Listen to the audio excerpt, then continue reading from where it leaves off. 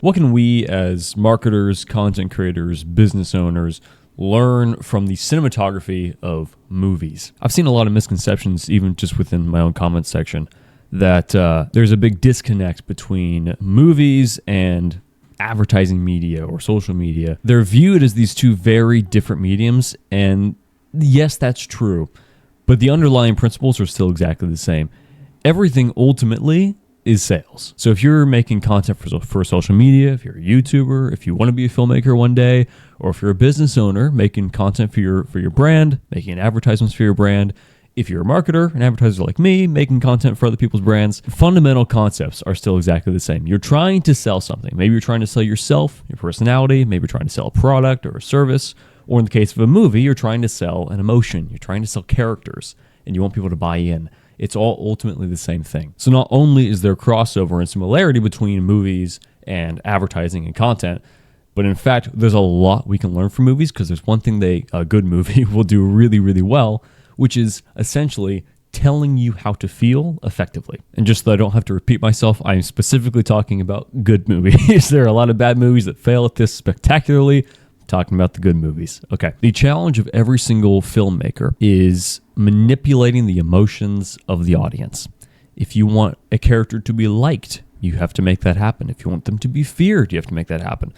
And yes, most of that work will be done in the writing. And obviously, you and I probably aren't doing a lot of story-based stuff. Maybe some for commercials, YouTubers, maybe you as well, but not nearly to the same degree as a movie. We're not really writing characters so much, but we are portraying them. If you're not aware of the ways in which movies use cinematography, sound design, things like this, to manipulate how you feel about a character, it's because they did a good job.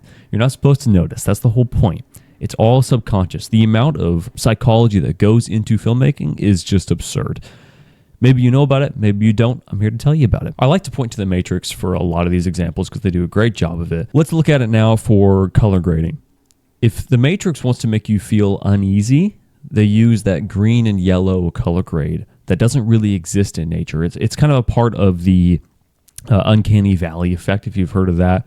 It's when you look at a fake human face, like a computer-generated human face, and it looks so real. Consciously, it just looks like a face to you, but unconsciously, there's something about your brain. It's disconcerted and feels very uncomfortable, because subconsciously, your brain knows something's not right. This is not a human face, and it kind of freaks your brain out because we've evolved to recognize human faces, and it's not conducive to to your brain being happy.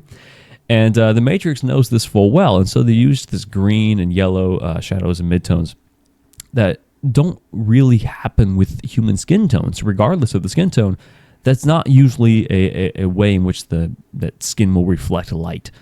And so it uses that during all the Matrix scenes to make you feel uneasy. Something's not right here.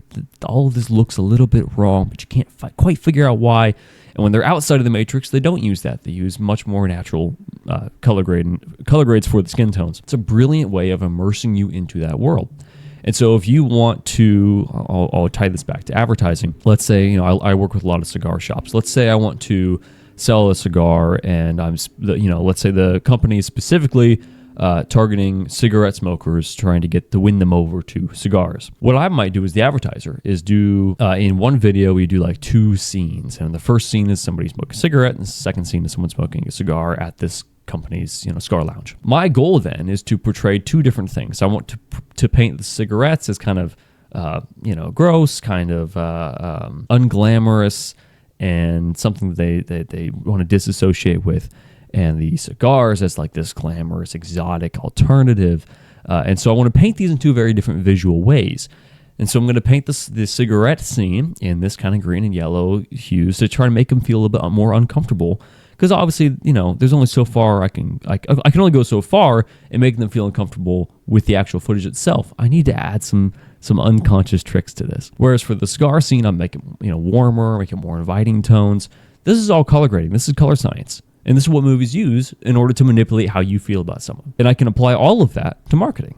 Because ultimately, marketing and advertising is just manipulating how someone feels, because people buy on emotion, right? Framing as well. We can take framing. If you're filming a movie and there's like a dialogue scene and you want to indicate to the audience unconsciously that one of the characters is the good guy and one of them is the bad guy.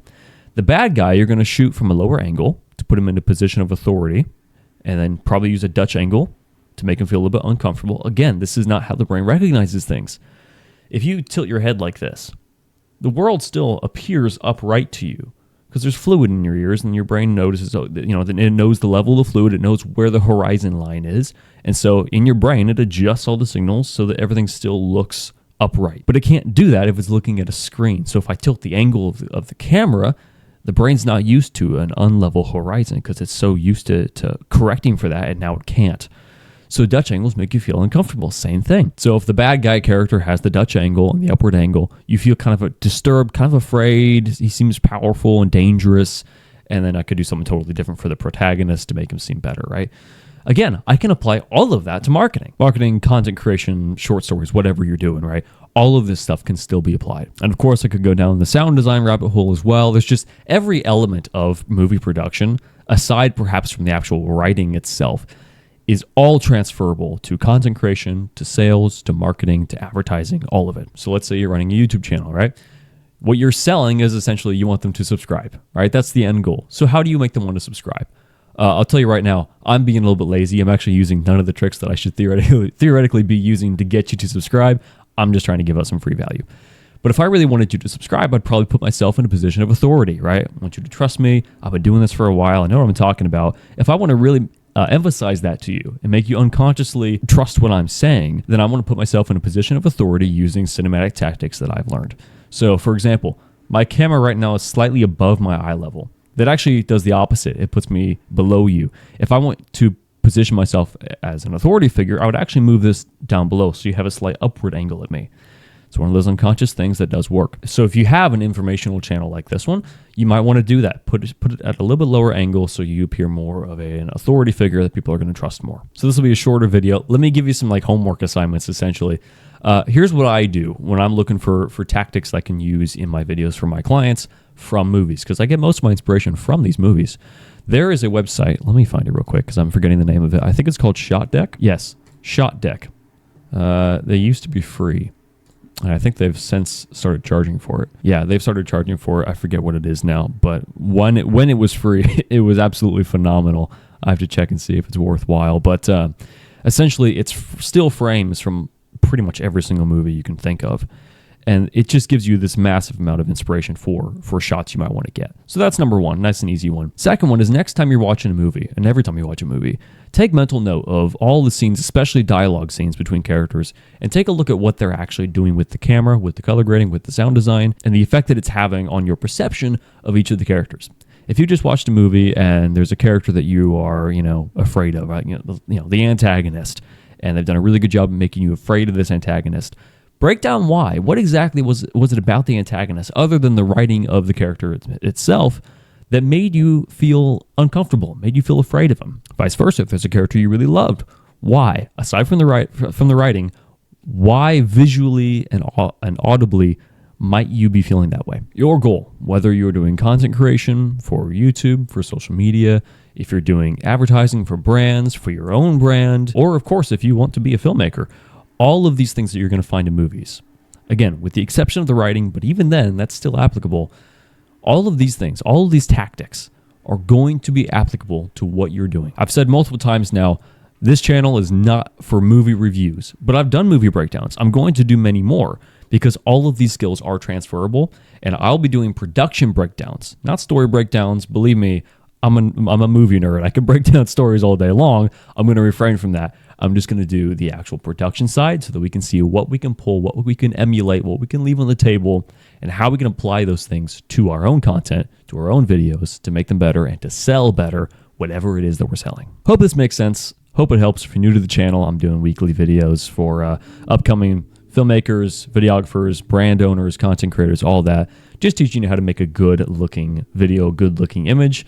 Not much deeper than that, just helping you get started. If there's something you want me to talk about next week, let me know in the comments. I've got some ideas, but they run out sometimes. Sometimes I'm not feeling them, so please drop ideas below. And happy shooting. Have a great day.